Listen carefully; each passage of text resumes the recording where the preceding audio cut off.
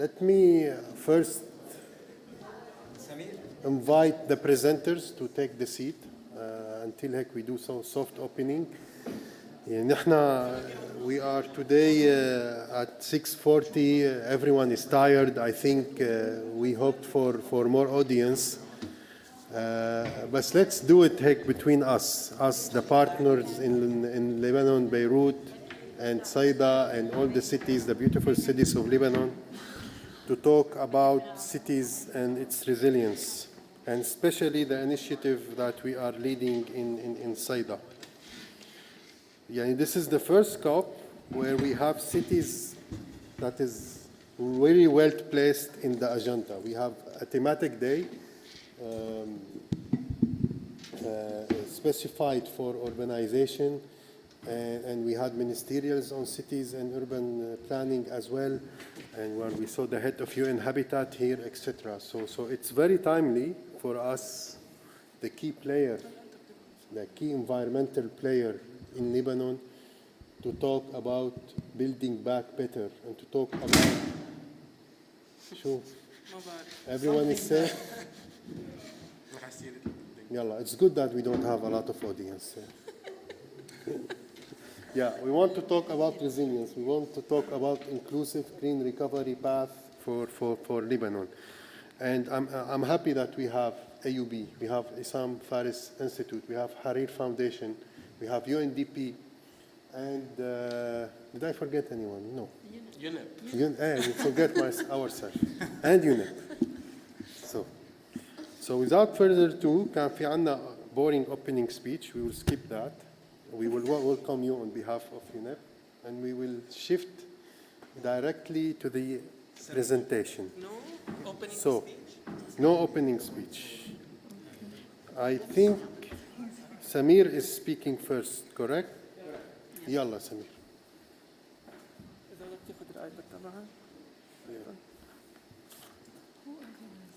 Good evening. Allow me first to provide a brief background on the presentation. As many of you are likely aware, Lebanon has been in negotiation with the IMF since May 2020 for a rescue package that would help stop the deterioration of its macroeconomic outlook. An initial staff-level agreement was signed between the IMF in April 2022 that aimed restructuring the financial sector, undertaking fiscal reform, and strengthening governance. What I'm going to present today is our contribution as AUB IFI to a discussion paper led by the Ministry of Environment in collaboration with the World Bank that aim to identify a set of policies and plans which can complement the government's economic and financial recovery agenda and pave the way for a long-term sustainable development pathway for the country.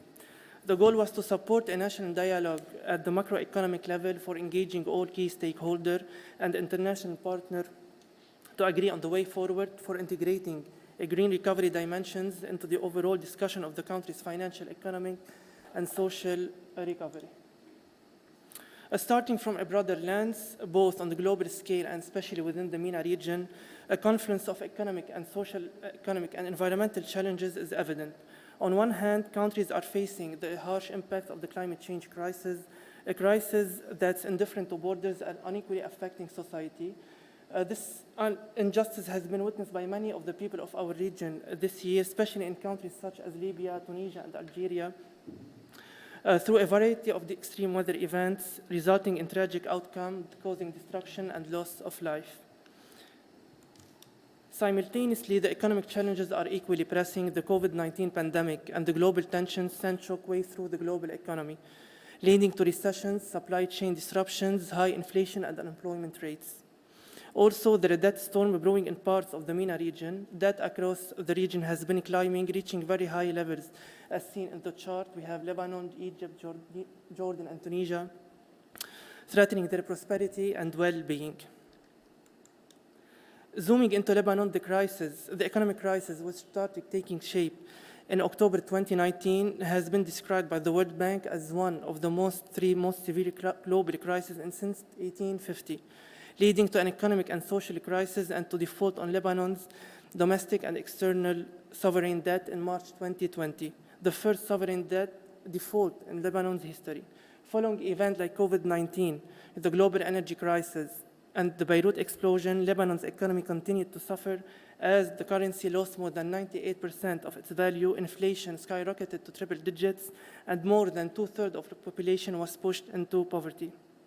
Here we can clearly see the huge drop in the country's GDP and the state revenue as a percentage of the GDP compared to pre-level crisis levels.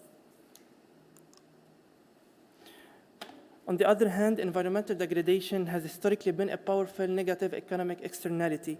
The cost of environmental degradation was at 3.4% of the GDP in 2011, increasing to 4.4% in 2018 and was equivalent to $2.35 billion.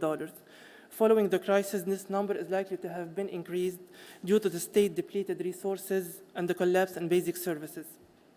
When this annual rate is compounded over decades, the cost of environmental degradation becomes too high to ignore. Lebanon will also not be excluded from the impacts of climate change, as it will successively witness extreme weather events and catastrophic scenarios. In terms of economic costs, a 2015 study done by the Ministry of Environment and UNDP estimated the cost to reach $1.9 billion in 2020, projected to increase to $138 billion in 2080, including losses of foregone GDP growth. While countries are scrambling to find solutions, undertake structural reforms, mitigate and adapt to climate change, the government proposed financial and economic reform policies do not shape a stimulus program to promote a green, resilient recovery needed to address the country's environmental and climate threats while also reviving the national economy. These challenges underscore the urgency of adopting a sustainable and inclusive approach to economic recovery, one that safeguards our environment while also ensuring resilience and growth and ensures social inclusion. Several initiatives to reform traditional economic governance have been put forward in response to economic, social, and environmental challenges. Examples are green growth, decarbonization, blue circular, and green economy. Green economy almost take in all these approaches. It seeks to promote sustainable. Should I stop? No, I continue. It's okay.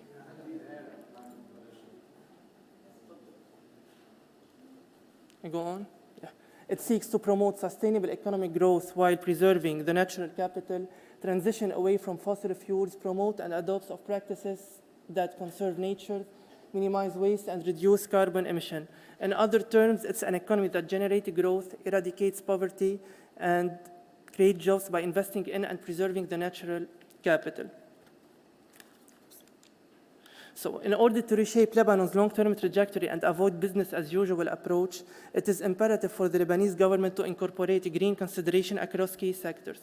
Almost all of the economic and service sectors are currently confronted with significant management and financial challenges pertaining to supply, maintenance, and cost recovery. Also, it's crucial to recognize that these challenges are interconnected with Lebanon's economic, political, and environmental challenges. Factors such as the devaluation of the Lebanese lira, inadequate institutional framework, and climate-related scarcity further weaken these sectors. The current economic crisis represents a window of opportunity to correct past and current trends, development trends, and chart a green, resilient, and inclusive recovery pathway. Structural reforms and modernization efforts are needed in these sectors in order to ensure effective service provision in environmental sustainability and for Lebanon's green recovery to become a tangible reality.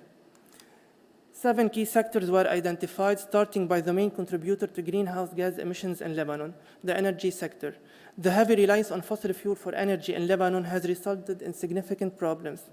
Access to a consistent and reliable electricity supply is required for all economic activities. That's why renewable energy and energy efficiency offers Lebanon the opportunity to address the existing challenges. Land transport is another critical sector that requires significant improvement as it is associated with air pollution and greenhouse gas emissions. Commuting in Lebanon is almost entirely dependent on motorized vehicles.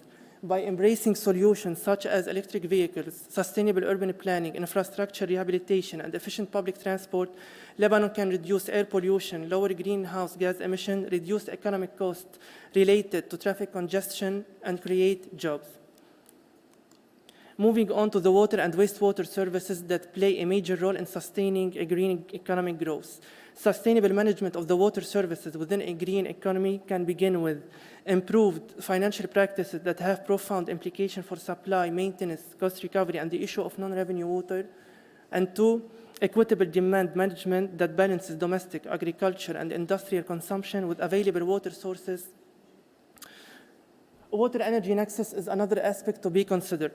Through the activation of the water energy nexus, the energy efficiency of water and wastewater services, including pumping, distribution, and treatment, can be improved and operated through renewables. Next up, we have the solid waste sector. A sustainable solid waste sector can divert resources away from landfills and help close the loop to achieve a circular economy. Considering the existence of landfills in Lebanon, methane capturing is another innovative technology that would help reduce the emission of GHG, mitigate climate change, and would be utilized as a source to generate electricity.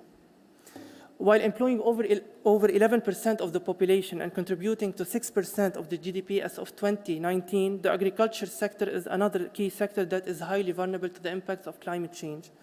The integration of the agri-food sector within a green economic framework can contribute to cross-cutting benefits, from enhancing the resilience of food systems to climate and economic shocks to growing rural economies and sustaining livelihood. Investing in climate-smart and circular agriculture is also beneficial, as it is estimated to boost revenue by $119 million. This includes the adoption of climate resilience, heat and salinity-tolerant crop varieties, reduction in the use of synthetic fertilizer, integration of mixed crops, varieties, livestock farming, agroforestry, as well as water-saving irrigation technology capable of responding to changing precipitation patterns in the region. Moving on to the tourism sector, this sector has historically been a significant source of revenue. Activities that promote nature conservation and ecotourism helps to ensure future flow of tourists. Another study for the World Bank estimates that the economic rate for each $1 spent on conservation and nature-based tourism in the medium run was 7% of the original investment. Lastly, despite the fact that Lebanon is not an industrial country, targeted green industrial policies can foster innovation, encourage the adoption of cleaner technologies, and create opportunities for economic diversification and job creation. Like any other concept and approach, the green economy has its own benefits and barriers. Benefits include environmental sustainability, economic growth, resilience to shocks, improved public health, social equity, sustainable agriculture, and reduced import dependency. As for the challenges and the barriers, we can say political instability, economic crisis, lack of funding, lack of awareness and resistance to change. The road to recovery requires comprehensive reforms and sustainable solutions to address corruption, rebuild infrastructure, and promote economic diversification for a more resilient future.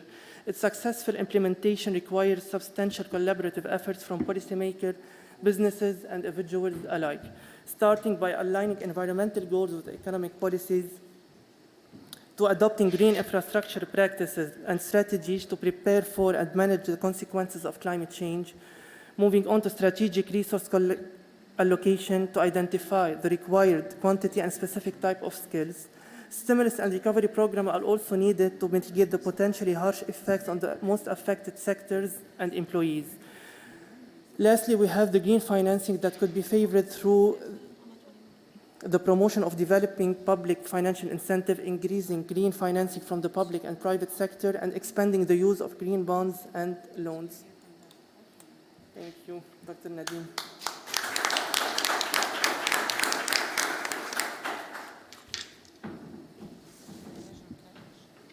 Okay, thank you very much, Samir. Allow me, before we proceed, to go back from the beginning. We were waiting for His Excellency Dr. Nasser Yassin, the Minister of Environment of Lebanon. We are very happy that he is here. So allow us now to do the official.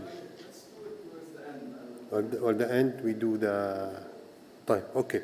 Then also before, thank you, Your Excellency. Before we continue, then we'll give the floor to the Hariri Foundation to give an opening remark on behalf of Ms. Bahia Hariri.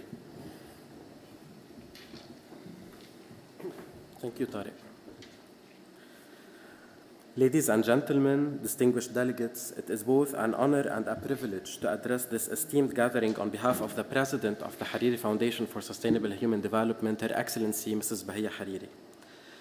As we convene at COP28 to collectively act at different levels and scale with common but differentiated responsibilities. While Lebanon is going through compounded crises at the financial, socioeconomic, political, security, and education levels, to name a few, it is the environment and health setbacks that take their toll on our region and our city's future. In Lebanon, 70% of the population reside in coastal cities, making them the economic lifeline of the nation and home to most of the environmental challenges, such as the solid waste management crisis, wastewater management crisis, energy crisis, among others. Saida, being one of the oldest cities in the world with multiple layers of civilizations, spanning back more than 6,000 years and one of the busiest commercial and cultural hubs in Lebanon today, is the best example for coastal cities with great potential for local climate action. In 2022, we launched the Saida as Environmentally Sustainable City Initiative with our partners at UNEP, the Ministry of Environment, the Municipality of Saida, and the Federation of Saida Zahrani Municipalities, and it serves as a powerful driver for local action and global cooperation through bringing together regional, national, and local institutions from the private, public, and civic sector, as well as academia, to address critical environmental aspects with clear identification of prioritized challenges. With a strong political will from national and local decision makers and institutions, this roadmap features a multi-stakeholder participatory approach aimed at building consensus on strategic objectives for sustainable transitions, adapting to climate change, and incorporating global frameworks and scientific indicators of climate change into place-based policymaking. We have very recently validated the strategic framework of our roadmap, and today we are working with all partners to detail our actions and draw a set of place-based actions and commitments to address current and potential changes. In this sense, we at Hariri Foundation are proud to bring new models into action through the piloting of innovative, nature-based solutions and the mainstreaming of sustainable consumption and production within a circular and a blue economy. To serve this cause, we are launching a Green Academy aimed at upskilling and reskilling of individuals and organizations through training and capacity building. This multi-level academy is a mere example of how the roadmap extends beyond the border of Saida as it aspires to serve as a source of inspiration for other cities throughout Lebanon and the region, and it does. I would like to invite you to embark on this collaborative journey as partners for the exchange of knowledge, expertise, and resources. Together, we can develop and implement coherent and impactful actions that serve the local initiative and many actions that it is inspiring at the national and regional levels. We are confident that our shared investment will serve the greater body of knowledge as we will committedly continue to share the best practices and lessons learned at the global level. Thank you very much and best of luck in this session. Thank you, Muhammad. UNEP will follow the step of His Excellency and will skip the opening because I got excited after I heard your presentation. The cities is at the heart of COP. Last COP, in COP27, was the first ever ministerial on cities and urbanization and climate change, and we are glad to see that this presidency is following the same steps. So I'm really excited to hear now Dr. Nadeem Farajallah, who is the Program Director of Climate Change and Environment Program in Issam Fares Institute for Public Policy and Institutional Affairs. I'm happy that Samir quantified the impact of climate change on Lebanon from economical perspective, from social perspective. This was really exciting. I believe, Dr. Nadeem, you will talk to us about, if I'm not wrong, the policy toolkit for local authorization that can focus on municipalities and how they can cope with the climate change impact. So, the floor is yours.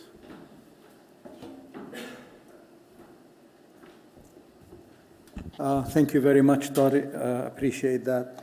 The effort we did on greening, if you will, the IMF plan was triggered by His Excellency,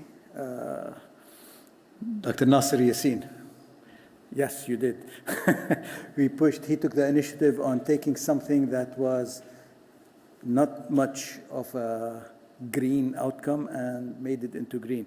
And we were given the opportunity to contribute significantly. What I want to do is move into some of the practical aspects because Saida is a case study that can rely on what we've done. As you've said, Tariq, most of the population in Lebanon lives on the coast, and as such, it's an important aspect for us to address. So with that in mind, what we did was we thought that we need to develop something that would quantify and help decision makers come up with an ability to identify where they are weak, where they are most vulnerable, and then move forward with their decision making to improve their resilience. We relied on this basic principle for vulnerability to the basic law, if you will, the basic premise that we worked on is that it is exposure to whatever natural or phenomenon that is out there, in addition to the sensitivity of the ecosystem that's being exposed to the hazard, and then we take out of that the adaptive capacity. So we needed to quantify exposure, sensitivity, and adaptive capacity. And for that, we did a whole lot of work in terms of background research. Just quickly for the Lebanese coast, in which more than 67% to 75% of the population lives, we are, as an exposure, we are expected to witness a 1.7 degree rise in temperature, 11% decrease in precipitation, increase in the frequency of heat waves. And we've been seeing these. These are not, something that's happening in the future. They're happening now, with the exception of precipitation. It's in and out. Frost days along the entire coast and in the mountains of Lebanon is decreasing, and sea level rise is increasing. Sea level rises in and of itself may not be as hazardous as one would think. 30 centimeters is not that much. But when you associate the storm surges with that rise, the level of damage and the height of a wave increases exponentially.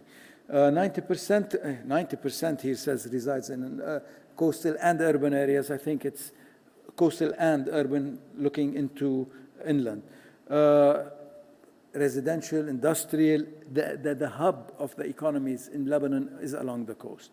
And what we have as an adaptive capacity in terms of the governance, implementation, projects in place to ward that off, they are very poorly set up. So we did a background. Our two cities that we started out with were Batroun and Sur. They are not small, they are not big, they have everything in them, and they represent typical coastal cities. And we did a city profiling where we looked at a whole bunch of data from these, and we looked at water resources, where the energy is coming from, what sanitation and drainage, stormwater drainage measures they have in place, what transport sector there is, the telecommunications that they have. These are the infrastructure we're looking at, healthcare and responsiveness to emergencies, what the built environment is like, where is it placed, where is it distributed, what natural ecosystems are there, and basically along the coast you have to talk about fisheries.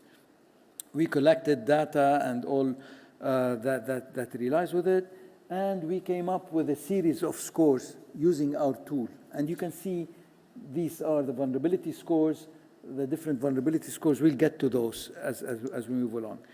So what is the vulnerability toolkit? It addresses the vulnerability of 123 coastal cities, relying on 136 indicators for 4 major sectors that we worked on: infrastructure, tourism, fisheries, and water resources. We did our homework in terms of background research, and then we surveyed and we did focus groups within these 2 cities, but we surveyed most of the others to see if they are in concurrence with what we've said. And indeed, these are the 4 major sectors that people felt that they are most at impact. And what we did was develop an indicator. For each of these indicators, we developed a score, benchmarked it against international and regional information, and we normalized these scores so that we can get a counter from 0 to 1. Okay? And it depends. When you're looking at exposure and sensitivity, the closer you are to 0, the better off you are. If you are looking at adaptive capacity, because it takes away from the exposure, the closer you are to 1, the better off you are. So this is the scoring that we talked about. And the process that we got to this involved first preparing the vulnerability assessments. We looked at a whole slew of information. We looked at, first we had wanted to identify what the outcomes are. What are we looking at in terms of outcomes? We looked at developing an impact chain, see how that moves along from how that chain triggers all down the scale. We identified potential impacts, determined their exposure, determined sensitivities. We looked at what adaptive capacities are, and then we went to collect the indicators.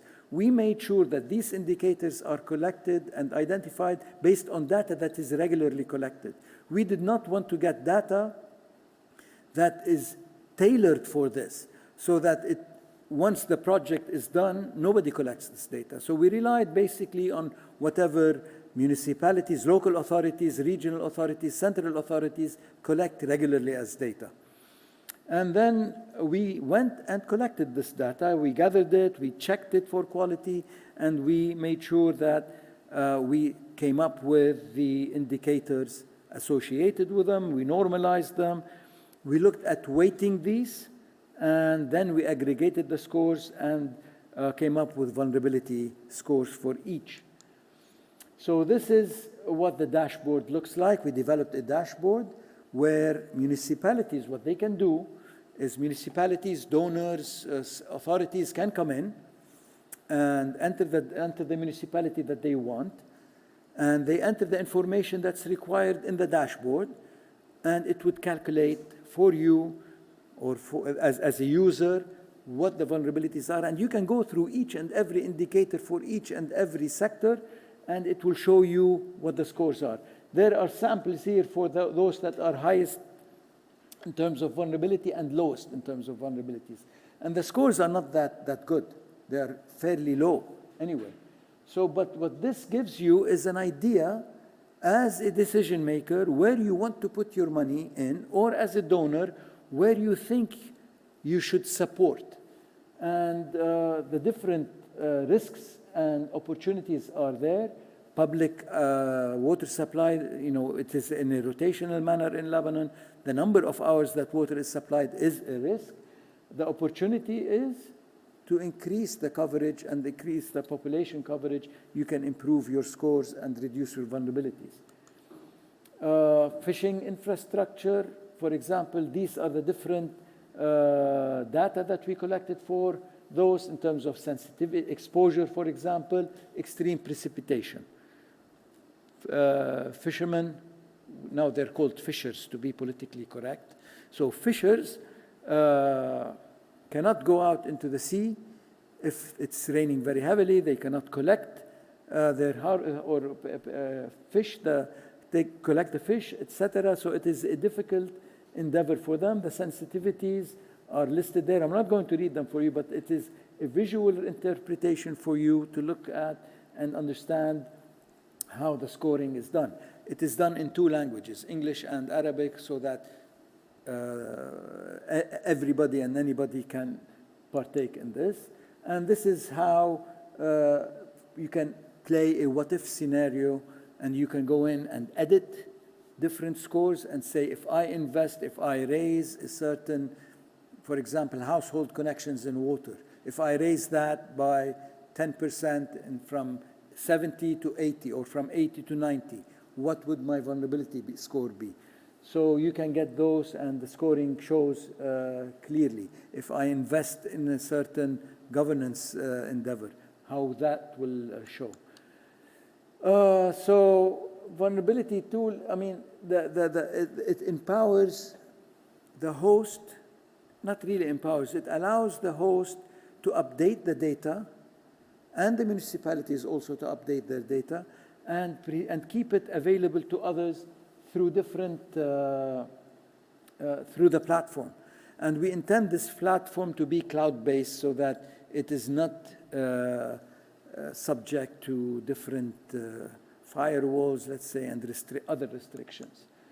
So what we look at as an outcome, first, we're done with the testing. We've done the testing, and we've done one of the piloting, so we are ready to host now. So we are still basically looking at some funding to host this, because it needs some subscription, we need some money for a research assistant to keep updating the data and making sure the benchmarks are up to date, etc. And we're going to launch this soon. And it will allow us to target investments. This is the most important component. So you can target your investment and get the biggest bang for your buck. And it does address socioeconomic. We were talking earlier today with some colleagues. It's easy to look at the technical components, but the socioeconomic aspects are oftentimes forgotten. Here we have them, and we have them at the municipal level. Typical with challenges and opportunity. Main challenges is the data issue. The main challenge, that's the data issue. And then making sure that the data that we are using is of good quality. So QA, QC on data is important. Mainstreaming these assessments into municipal planning, that's a major challenge, because municipalities are of different sizes and of different levels of competencies. We have to raise that level of competence and capability to be able to make best use of this. And the hosting and continuous hosting and updating, that's a major challenge, because we can do it now, data may change, we need to update this, we need to keep investing in that. But the opportunities is that we can use artificial intelligence at some point to do this for us. And we can carry out what-if scenarios, sensitivity analysis. If I change this, what will happen? We intend to do that. We want to expand this not only to the coast, but further inland, to the mountain and to the Beqa, so that we capture the different microclimates that we have and the different socioeconomic sectors and influences that we have. And this is important when you couple it with disaster risk reduction, because you know where the vulnerabilities are. And we've done a study immediately following this, funded by IUCN. This study was in partnership with Friedrich Ebert Stiftung. With IUCN, and Ziad Smeha, God rest his soul, was the great pusher behind this. We looked at the climate hazards along coastal cities. So it really came close to matching what we need here in terms of disaster risk reduction. And this is, for us, a critical component. Many people worked on this. Many people worked on this. But the two that really take the accolade are Celine Yazbek and Rami Abu Ammar. They worked their tails off to make this work. So I'm happy and proud to present here their work. Thank you very much.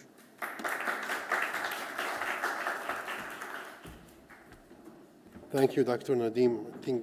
I believe Lebanon is lucky to have such a strong institute that can provide such a tools for all stakeholders to prioritize adaptation, resilient action, and to have concrete scoring mechanism that's linked to socioeconomic. Thank you very much.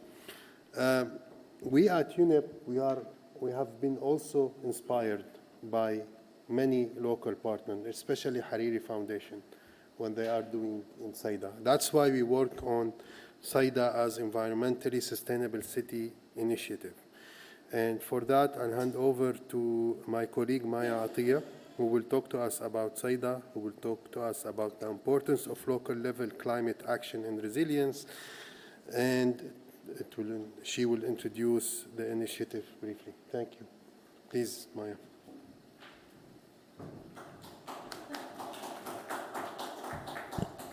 Thank you, everyone, and thank you for being here. I know it's very late, and I will try to be as quick and as efficient as possible. So Saida, as the Environmental Sustainable City Initiative, before I start, we need to go back and look at this triple crisis that is interconnected, which is the climate change crisis with the biodiversity loss, with pollution. Together, they hinder any type of progress for the environment or the human. And because of that, and to move forward, we need to be working at different levels, international, national, but also we should not forget the local level, which is a very important level to address, and which is very important equally to have multi-stakeholders that are working at this local level to ensure that we are addressing this interconnected crisis. The local government is very important to be included as major stakeholders. Initially, local level, it has a distinct geographic characteristics. It has its own specific social, economic, and environmental characteristics that are distinct to it and that shape it and that should be considered. Local actors also, they feel firsthand the impacts of this interconnected crisis. And as such, they are the primary stakeholders that need to support any type of action to move forward and that are responsible to prioritize what type of action they are doing, what type of action they want, or what type of action they don't want, they do not want us to consider. As that, any preparedness measure that has to come has to be from these local stakeholders. The level of awareness is also very important, and as such, once we have more awareness at the local level, this also ignites the awareness at a national level and supports it. So I'm not sure what happened to the slides. They should have been much nicer than this, but talking about what constitutes a resilient city, when we talk about a resilient city, we go back to SDG 11. We cannot ignore the Sustainable Development Goal number 11 that states that a city that offers, one, a high quality of life to its inhabitants, and it reduces the impacts of the natural and local government, and has a local government with a capacity to maintain growth and that has participation with the locals, is a sustainable and resilient city. When we look at sustainable and resilient city, we look at something that's very important is how is it managed? Well, how is the resources managed in this local level? And what is planned? What are the resources used? How efficient? Is there a long-term vision? What is the type of infrastructure that is developed when we consider water, solid waste, wastewater, and the treatment?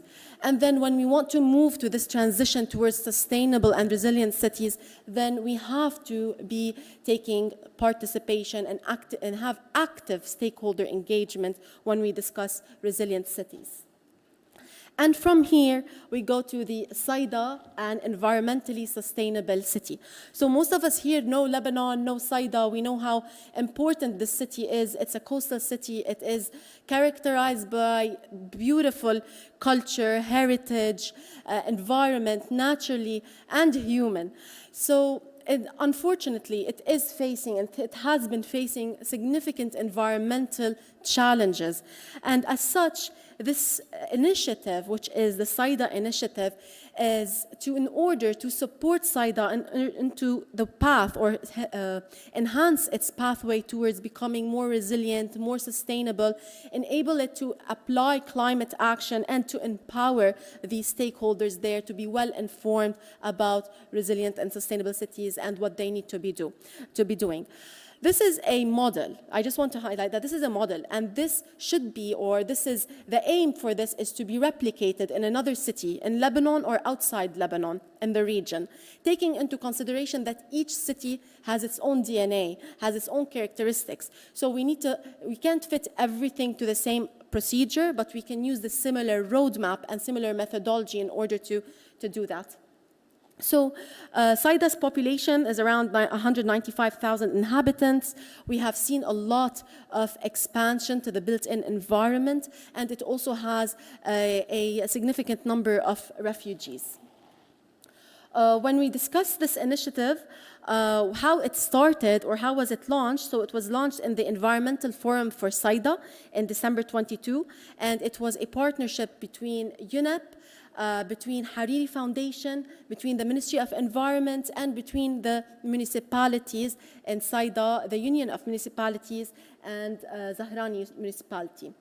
So UNEP's role was mainly to inform the roadmap. So how can we develop this roadmap? What is the methodology? What is the vision? What is the objective?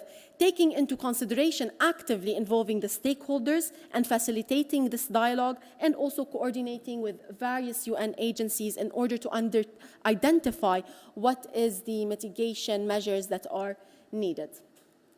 So how was this roadmap developed? So the roadmap is 3 phases. The first one is the preparation, followed by the implementation and evaluation. We are currently in the preparation phase. The preparation phase takes from 6 months to 2 years.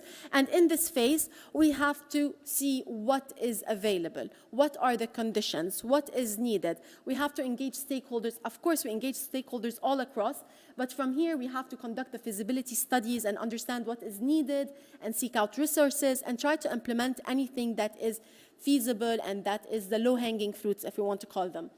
In the implementation phase, we will start implementing more, so it takes 2 to 5 years, and start implementing some of the initiatives such as pilot studies, and then looking at the long-term vision for development. And then in the evaluation, we look at monitoring, learning, what are the lessons learned, how can we improve, what needs to be expanded, and what is something that needs to be implemented at a longer term.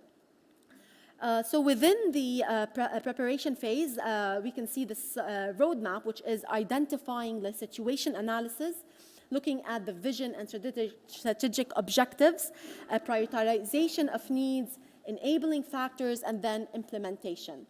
Within the situation analysis that was conducted, both desk review and field visits were conducted to determine what are the strength points and what are the weaknesses. So what should we be working on, and what should we do, what are the strengths that this city has that we could expand, that we could utilize in order to move forward.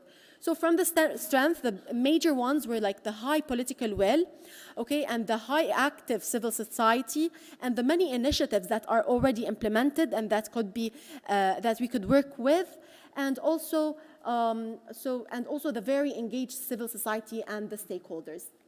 On the other hand, some of the disadvantages or the weaknesses that the city faces, which is the country is facing basically, is the financial crisis, followed by, of course, Saida does not have a wastewater treatment plant yet, and it has a lot of challenges in the solid waste treatment plant. It has a high number of generators, and unfortunately, we are witnessing a low level of personnel in the local governments, specifically technical personnel who are leaving. So I'm not going to go back through it. I focus a lot on stakeholder engagement, and I cannot focus, like, as much as I focus, we still need to focus on stakeholder engagement. This has to be empowerment of the stakeholders. It has to be an owned project by the locals. We are here to support what they need, what they want. So stakeholder engagement and an analysis was done to determine who are the stakeholders, map them, what is their priority, what do they want, and how could they support us, and how we could support them.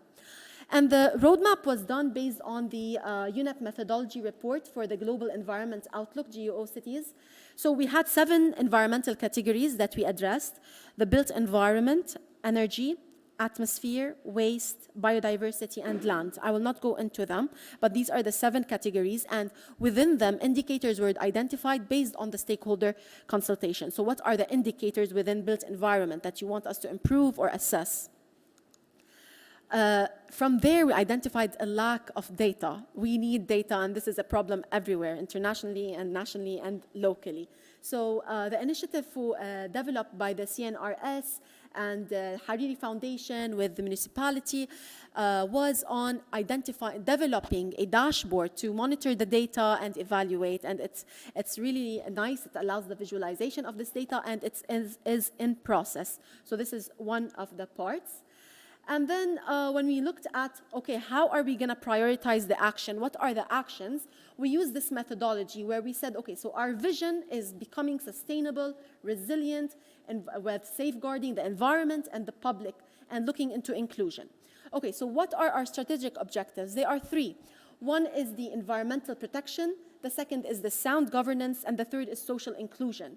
And under the three, under each one, we had activities. So for example, under environmental protection, we looked how can we manage and control the negative impacts associated with urban development. And there were activities related to conserving and mitigating.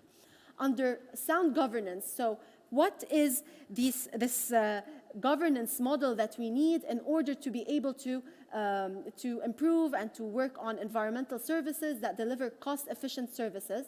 So we looked at finance and governance.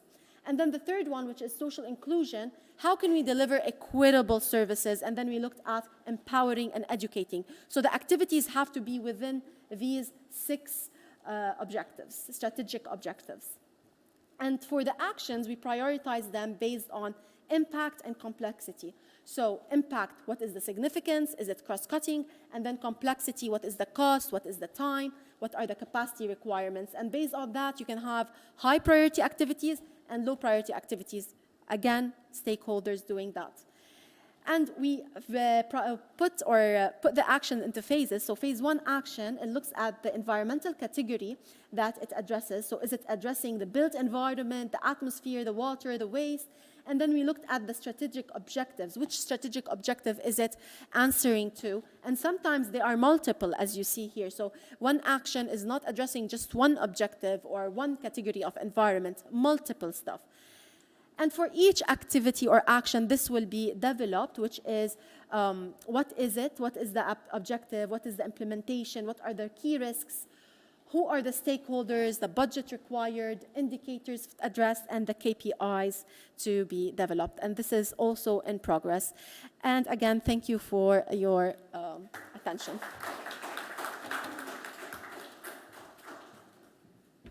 Thank you, Maya. I think we can learn from the three presentations the importance of governance and stakeholder engagement. I would like to thank Maya and Samir for the great presentation. Because now we are going to move to the panel discussion. I did not thank Dr. Nadim because we still need him and we still need Muhammad. So please remain at the podium. Maya. We are moving to the second part of this session, and for my panelists, I'm going to start with Dr. Nada Nofel. Dr. Nada Nofel is the director at AUB Suleiman School, Ulayan School of Business. We have also with us Dr. Nadim Farajallah, who is the program director of Climate Change Environment Program. We introduced him at the beginning at Issam Faris Institute. We also have Muhammad Ismail from Hariri Foundation, who is stakeholder networking and analytical manager. So we heard the voice of Muhammad and Dr. Nadim. We need a new voice. That's why we're going to start with Dr. Nada. Nada, we really like to learn from you on the role of ESG factors in green recovery process. So my question to you, drawing from your experience, what is the role of ESG or environmental, social, and governance factors in influencing the green recovery process?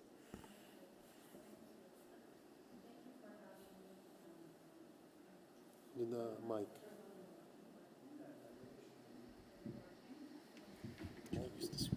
Yes, it's working. It's working. The same one is working. Oh. It's working now. This one is working. Okay. So, Your Excellency and distinguished guests, and thank you for having me here today.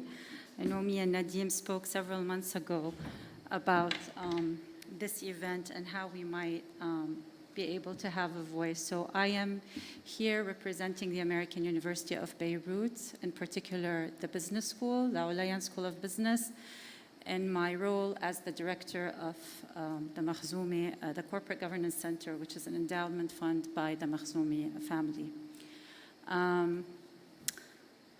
Maya, where is Maya? Okay. So Maya, Maya spoke a bit to the environment, social, and governance factors, by the way. And I would like to highlight and take a step back, just to give a little bit of context. So the IPCC, which is the Intergovernmental Panel on Climate Change, had a report recently that came out. And it says, and I quote, "Effective climate action is enabled by political commitment, well-aligned multi-level governance, institutional frameworks, laws, policies, and strategies, and enhanced access to finance and technologies." So I commend all of your efforts, given all of the challenges that we have in Lebanon, to be able to navigate and implement these projects, given that, you know, we have a lot of obstacles and challenges, like I said. I want to take a step back again and go approaching from the education lens, that we all know there's a science behind climate change, and again, the factor of governance. We had a panel the other day where we brought a roundtable panel, where we had the people from the industry and policymakers and academia, higher education, speaking together, because we're kind of like incorporating sustainability and environment, social, and governance into academia, into the business school. So it's no longer a matter of just humanities and social sciences and environment, which has always been the case, but we're bringing it to the business school and to the governance especially. And so awareness and consensus that businesses and higher education are part of the larger social and environmental ecosystem where success is intimately interconnected. We know this. Accountability at the political and business level requires a governance framework that enhances regulatory compliance and related integrative reporting requirements as well. Adding ESG metrics, this is something that's also starting to happen, and incorporating it into the business model and sustainable business models.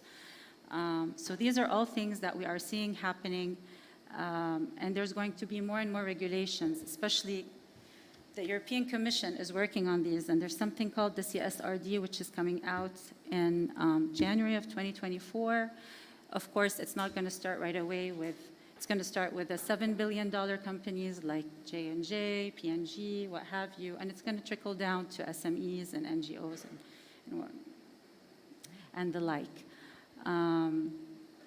So I like what I saw from what Maya's done, because she is incorporating the environment and social factors. It's about having diversity, inclusion, social inclusion, and in terms of environment also, but also governance. Again, I advocate for the governance and the framework of the governance, and we need the laws and the regulations, but also to understand that how do we impact, having a sustainability mindset, how do we impact? Like, I'm asking myself, does everybody that's working on this project, do they understand the science behind climate change?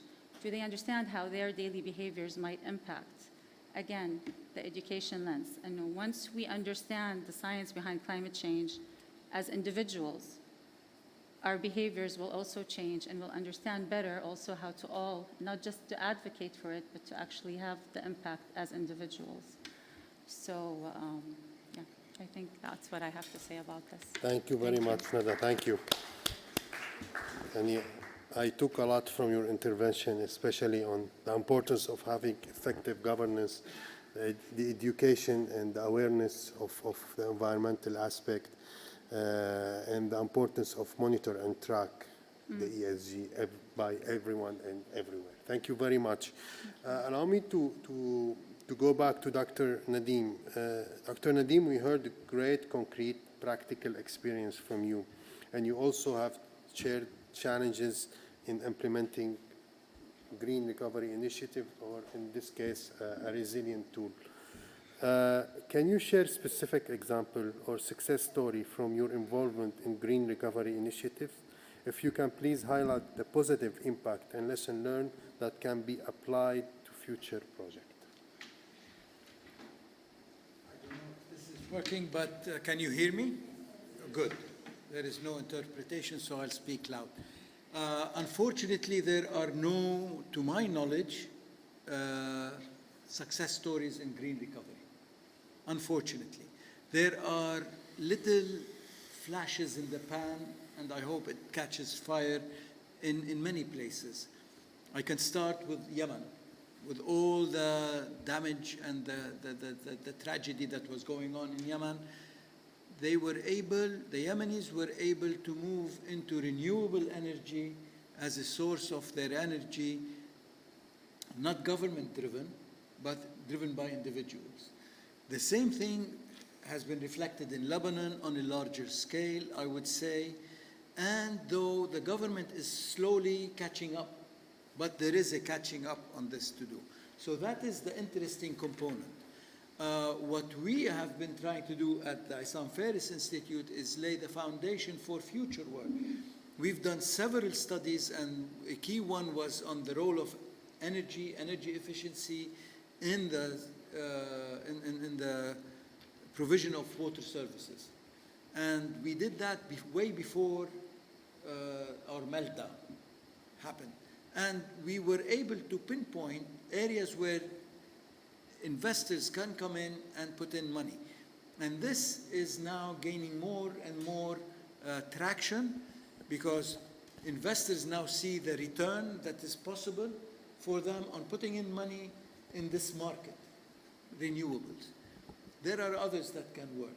But what Samir presented and what the push for us to work on, and there has been a snowballing effect in terms now the World Bank is looking at sustainable tourism in 3 countries, Lebanon, Egypt, and Tunisia. And we're looking at how that can help in. We're involved in the Lebanon component. So sustainable tourism, green tourism, ecotourism, whatever you want to call it, is also being put up on the pedestal. So this is something that is gaining more and more traction in our part of the world. And I think we'll be quite successful once we realize that there is money in it, unfortunately. Thank you. Fully agree, Dr. Nadim. And it always, when we work on green recovery or where we are at the recovery process, we don't think about the green part, right? Because we are coming from a crisis. And as you said, Yani, the science is here. Many studies shows that on long term, it's a win-win situation if we green the recovery process. So thank you for materializing this idea. Muhammad, we left you to until the end because you are the closest of us to the ground. We really want to hear from you the local perspective.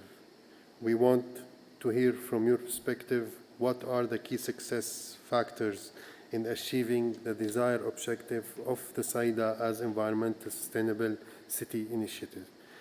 If you can also talk to us about what is the role that NGOs can play in such initiative, for instance, to enhance the local climate action and ensure long-term effort. Thank you so much, Tariq, for your question. Let me please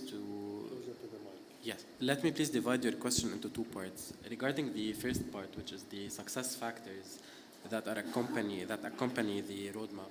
First of all, which is the factor that you have just recently mentioned, which is the political will and the buy-in and the ownership of the local community, which was really hard at the local level, acquiring that buy-in and that political will, especially with a city that is challenged environmentally.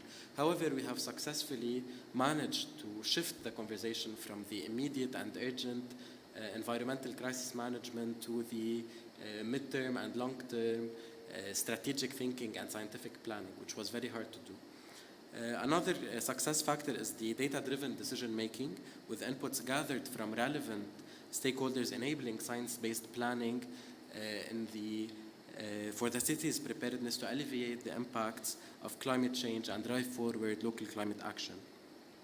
The third key success factor in our initiative is treating the roadmap as a live document rather than a set of static actions and activities to be implemented.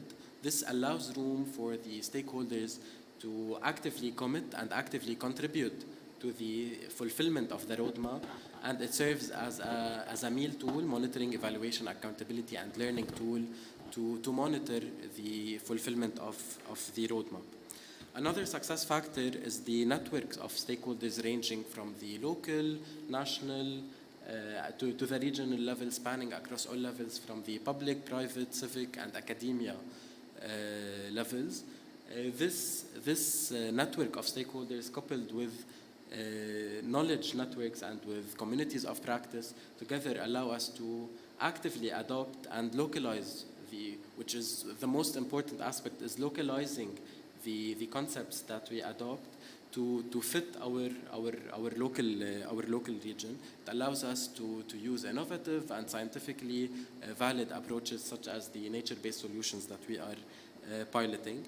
And a final success factor is building the capacities of community to become partners in participation and planning, and to become green advocates for better, to be better suited for climate action in regards to adaptation and mitigation. As for the second part of your question, which is the role of the NGOs, as we all know, NGOs play a pivotal role in enhancing local climate action in their capacities throughout stakeholder engagement and through advocacy works, okay, to enhance holistic and long-term stakeholder engagement around local climate action. They also play a role in networking and bringing everyone around the table. They can also help in educating and empowering, which are two main strategic objectives of the roadmap, ensuring every citizen have the right tools and skill set needed, and more importantly, we have every citizen's buy-in and their interest in abiding by the green transitions or the sustainable transitions that we would like to achieve in aims of solving our environmental challenges. And one way of doing that, which we are currently carrying out, is through education, through transforming education, utilizing the educational curricula and the educational extracurricular activities. The NGOs' involvement extends from contributing to local action planning processes to advocating for policy changes, and they are able to mobilize financial and technical resources for that purpose as well. Thank you very much, Mohammed. Great input. I think we have a few minutes left before I turn to His Excellency to close this session and to share with us some thoughts. I want to turn to the audience and see if anyone has a question. Okay, we already have a hand. Great. Lights are so strong. Hello, very interesting work and data analysis. Can you But I introduce want yourself before you? Can you introduce yourself? Who you are? Yara and from? Abdelkhalek, Public Works Studio. I want to ask about something from the plan. Does it take into consideration the historical damage done to Saida by infrastructure projects and also like especially the agricultural sector in Saida that was really affected by the land division and consolidation projects and all the infrastructure projects in Saida. So if we're talking about resilience, how can we undo the damage? How can we,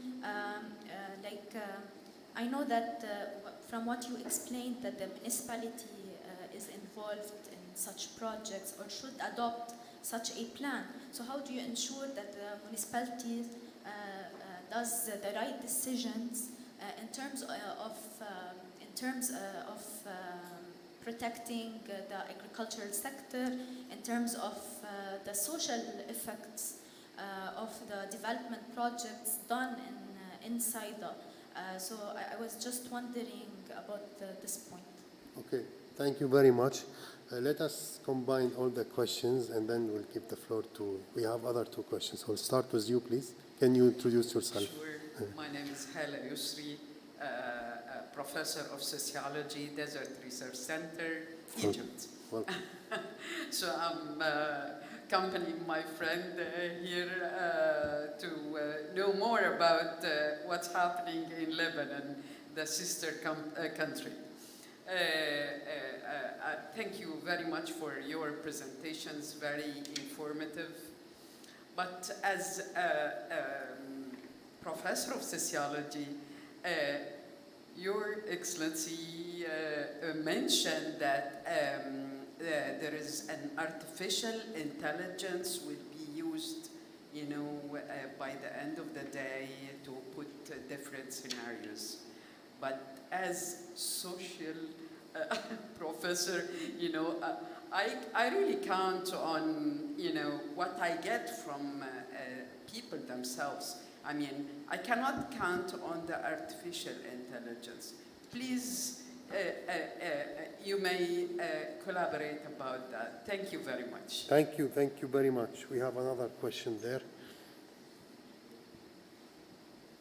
Hello, my name is Ferdinand Gierke. I'm with Threat for the World, German NGO, working as the regional climate change advisor in the Middle East. I wanted to ask, please ignore my ignorance, the basic question of how the project in Saida that UNEP is working on with Hariri is connected, if at all, to your vulnerability dashboard. So where's the link there?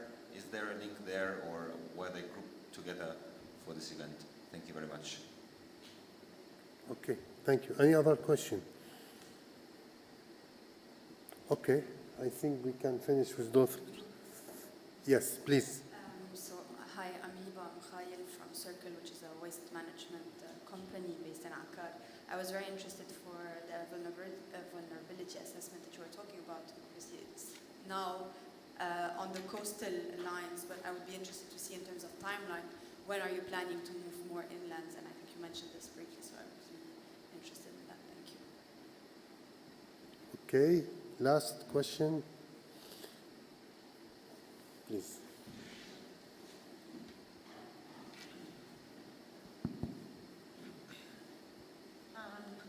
Hiba Baroud, Vanderbilt University. I'm from Lebanon, but I live in the US.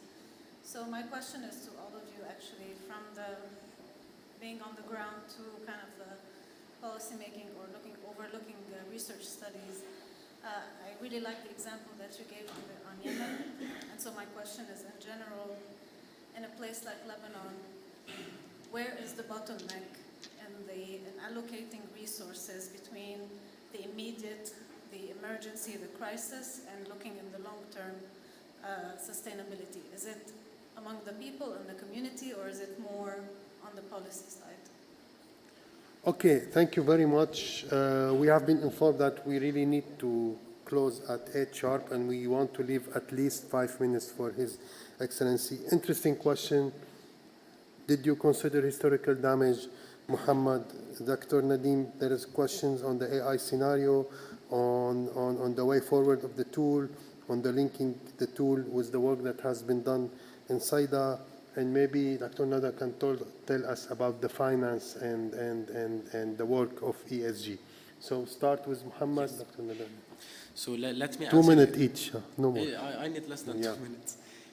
I'll answer your question very quickly.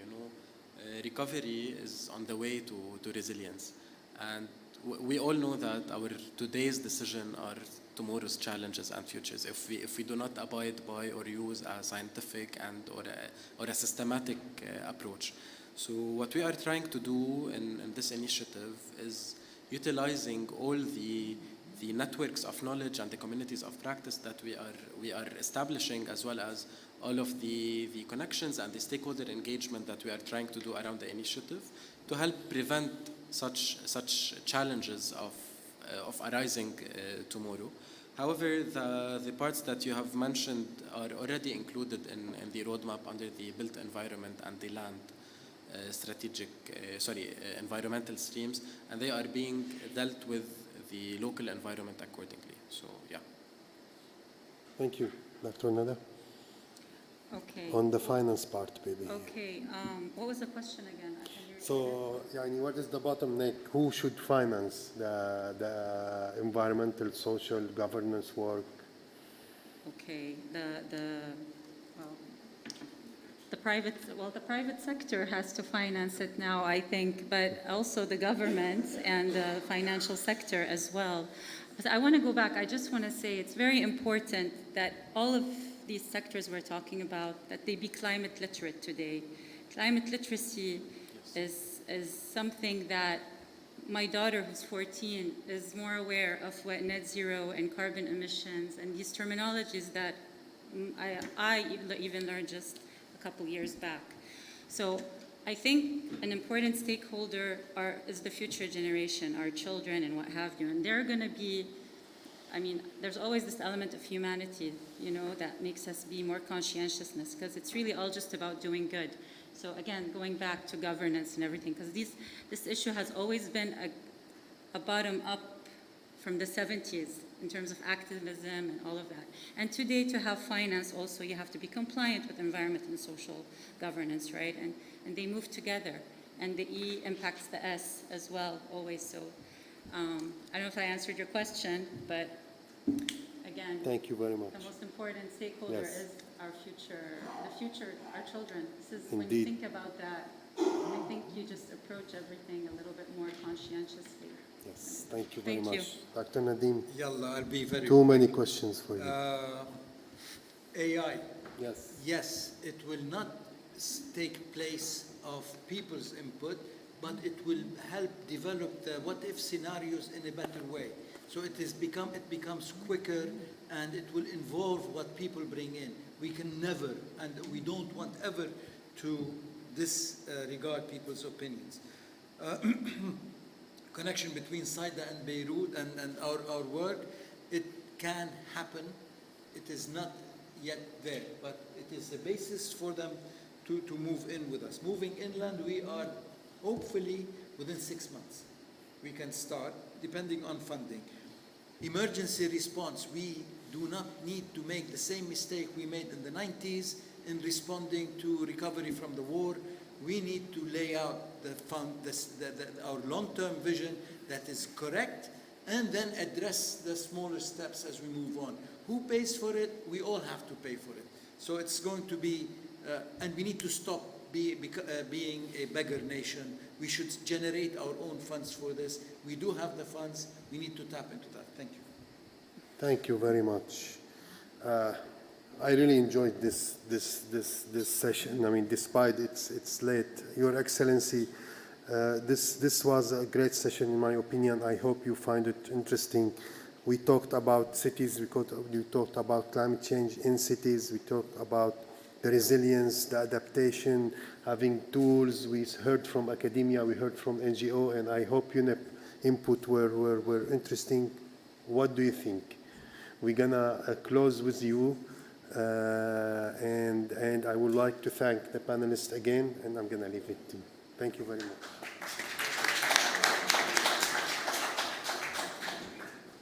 Thank you so much, Tariq, and thanks for the panelists and for the members of this interesting project. You know, I mean, I think Dr. Baroud, we just met this morning, touched on a very important thing. And talking about Saida is actually quite paradoxical. Saida is suffering from a deep environmental problem as we speak. They're suffering from an inability to manage solid waste, the basic stuff.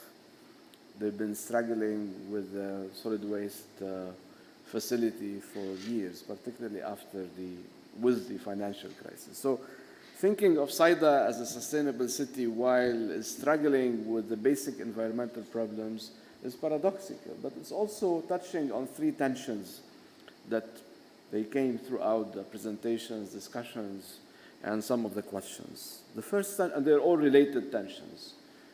It's the immediate and the long term. So what do we do with the immediate? Do we actually forget about 2030, 2040, and really go deep into the mud of environmental problems and try to fix them? And interrelated to this is actually the tension between the quick fix and more sustainable, informed, scientific-based solution. So do we do a quick fix?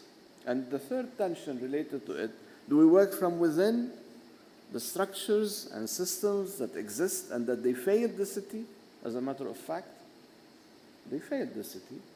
Maybe the crisis is way more weightful on them than they could have expected, but it's these local structures that managed to or did not manage to run the city, and they failed the city. Or do we actually overhaul the whole system and say, no, we not to... And these three tensions exist on our everyday discussion around Saida and other cities and other coastal cities.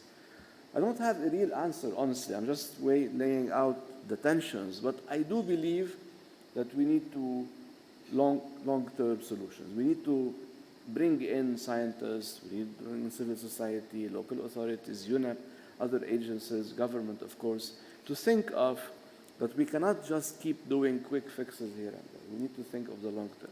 But yet, people of Saida and other cities, we owe to them a cleaner environment. We owe to them ways to manage the basic, which is collecting garbage. So I think this exercise is definitely very, very important for us. It's essential for the Ministry of Environment, for the municipality, for all the partners, to think around these short and long-term tensions and what to do around them. And to make us reflect, and this is what Muhammad and the Hariri Foundation have been working on. This is a participatory approach. So we need to bring everybody, and we need to think beyond just the usual partners. And of course, bringing in finance is key. So if you think long-term, you would actually gain more and more opportunities for financing those environmental projects. So I will end saying this is very important, yet it does not answer the immediate issues for Saida. So we need to convince the people of Saida that this is an effective and essential exercise for the long-term sustainability of the city, but also we need to take this exercise an opportunity to bring those people around the table and think together of those immediate solutions, because we cannot have any solution without the local participation and everybody participating, including pushing the envelope around the local structure that exists in order to perform better for the future of the city. And for finance, because this was mentioned by the doctors, my former colleagues from AUB, it's actually key to come out from the reliance on easy money. And I know this is on the record. The solid waste system in Saida was the highest funded system in the whole country, if not the region. So there were money. There was a lot of money, but it wasn't used properly. So that's why such exercise is key and essential in order to get the real proper money in a transparent way, rather than repeating the old mistakes again and again. Private sector was included in Saida, and it also failed. The government was included in a co-financing modality, and it failed. Municipality was included, and it failed. So this exercise should also question those assumptions and those practices that were before, and really push us for a better way of financing environmental projects. Thank you again, UNEP, AUB, Hariri Foundation, and everybody else who were contributing to this exercise.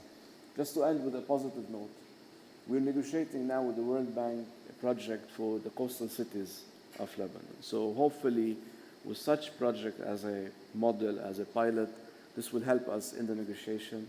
So hopefully by June we will have something, a big project to upgrade the whole environmental as well, particularly solid waste system, from Tripoli to Sur, including Jouni, Beirut, Saida, and all the coastal cities. Thank you.